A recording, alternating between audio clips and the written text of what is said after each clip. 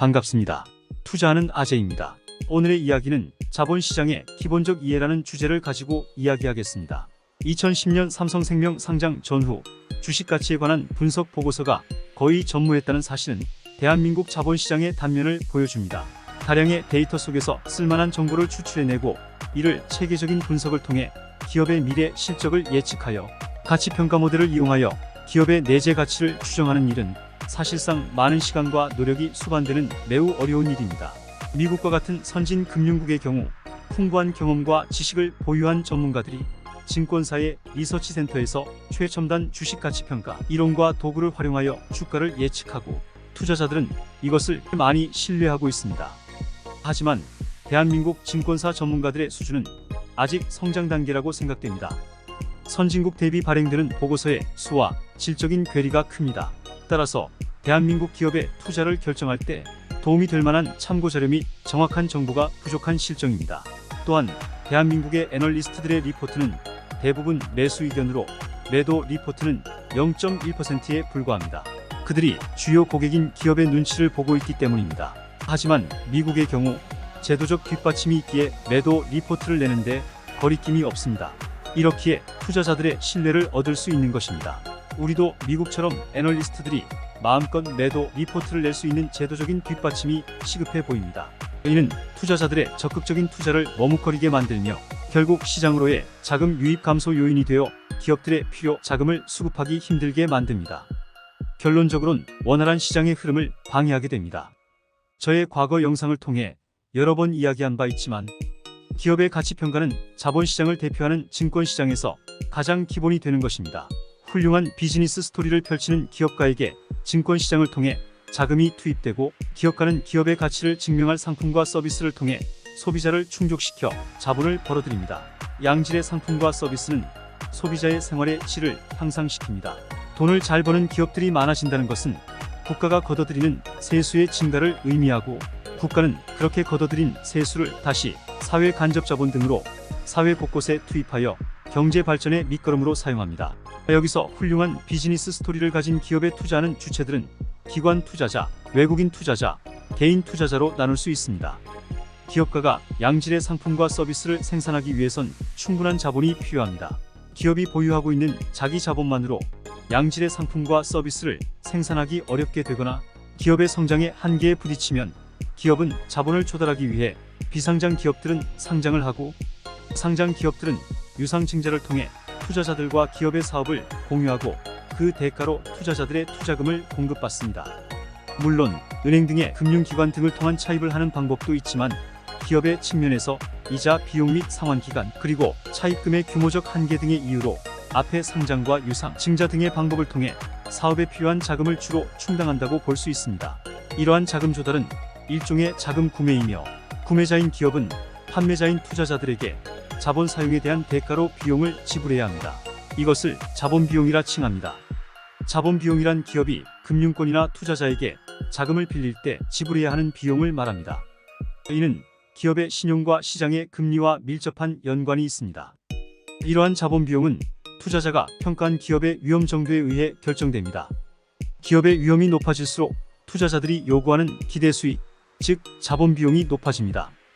따라서 리스크가 높은 투자일수록 투자자들은 더 큰 보상을 기대하게 됩니다. 이는 신용도가 낮은 개인이 신용도가 높은 개인보다 더 높은 금리로 더 적은 금액을 대출할 수 있는 것과 비슷하다 하겠습니다. 우리가 온 오프라인에서 제품 구매를 선택할 때 제품의 재질, 브랜드, 디자인, 가격의 합리성, 기능성 등의 수많은 부분을 고려하여 제품을 선택합니다. 그 중에서 제품 구매 선택에 가장 큰 비중을 차지하는 것은 가격의 합리성일 것입니다. 기업의 투자자들 또한 가격의 합리성이 투자 여부를 결정짓는 중요한 요소입니다. 따라서 투자자들은 투자 대상인 기업의 리스크 대비 자본 비용이 너무 높지 않은지를 고려해야 합니다. 기대 수익률이 자본 비용보다 낮을 경우 투자자들은 투자를 포기할 것이고 기업은 원하는 만큼의 자금을 확보하지 못해 사업을 지속하기 힘들어질 것입니다.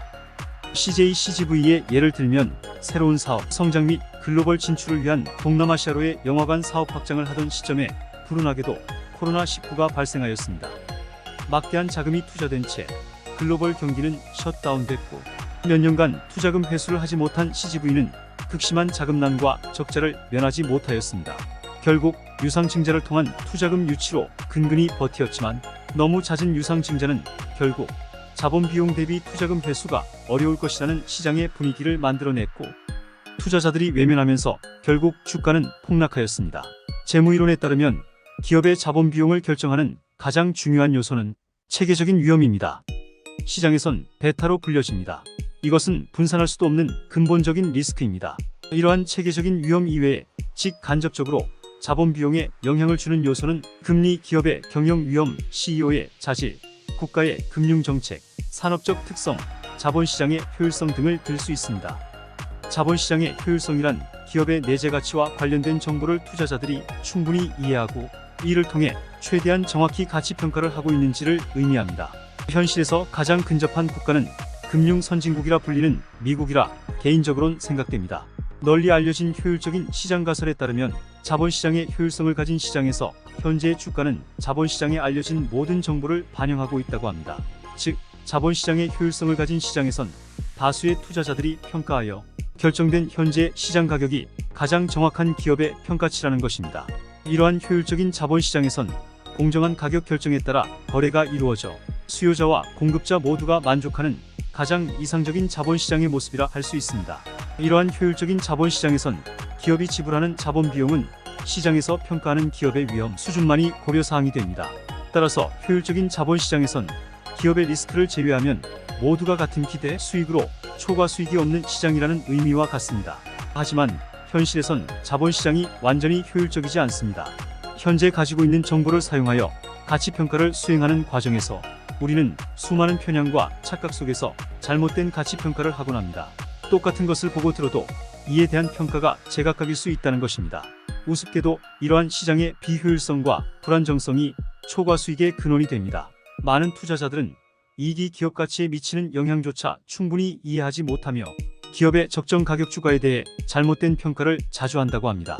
여기서 기업의 이익은 현금이익과 발생액으로 나뉠 수 있습니다. 발생액이란 회계 기준과 실제 현금 흐름과의 차이를 말하는 것으로 대표적으로 유무형 감가상각비나 대손상각비와 같이 현금 흐름을 수반하지 않는 수익이나 비용을 들 수 있습니다. 물론 현금이익이 발생액에 비해 기업에 미치는 영향이 매우 크지만 오히려 투자자들은 발생액의 영향을 과대평가하곤 합니다. 이는 발생액의 비중이 높은 기업의 가치를 과대평가함으로 손실로 이어집니다. 이처럼 투자자는 편향과 착각 속에서 종종 기업의 가치를 잘못 해석하여 과대 또는 과소평가하는 오류를 범하고 맙니다. 그 결과 시장에서 결정되는 주식의 가격은 일시적으로 실제 주식의 내재 가치와 달라지게 됩니다. 하지만 시간이 지남에 따라 주식의 가격은 점점 효율적으로 변하며 결국 실제 기업의 내재 가치로 회귀하게 됩니다. 이 과정에서 기업의 가치를 정확하게 평가한 사람은 수익을 보고 그렇지 않은 대부분의 투자자는 손실을 보게 됩니다. 자본시장에서 기업의 내재 가치에 대한 투자자들 간의 기준점 차이가 클수록 가격 결정의 오류도 커집니다. 이러한 시장을 비효율적인 시장이라 하며 우리가 투자 활동을 영위하고 있는 현재 시장이 비효율적인 시장입니다. 가격 결정의 오류가 심하거나 오랜 기간 지속될 경우 투자자들이 직면하는 투자에 대한 불확실성과 위험은 커지게 됩니다. 이러한 변동성은 기업들의 자본 비용 대비 기대 수익률의 저조로 이어지며 결국 투자자들은 기업에 투자하는 것을 포기하게 됩니다. 이러한 가격 결정 오류의 대표적인 예로는 닷컴버블, 미국 금융위기와 코로나19를 들 수 있을 것입니다. 저를 비롯한 기업의 가치 평가를 제대로 하지 않는 대한민국의 많은 투자자들은 비효율적인 시장에서의 잘못된 가격 결정에도 그것이 잘못된 것인지 비효율적인 것인지 판단하지 못하는 투자를 하고 있는 듯합니다. 오늘의 이야기는 여기까지입니다. 여러분의 성투를 기원합니다.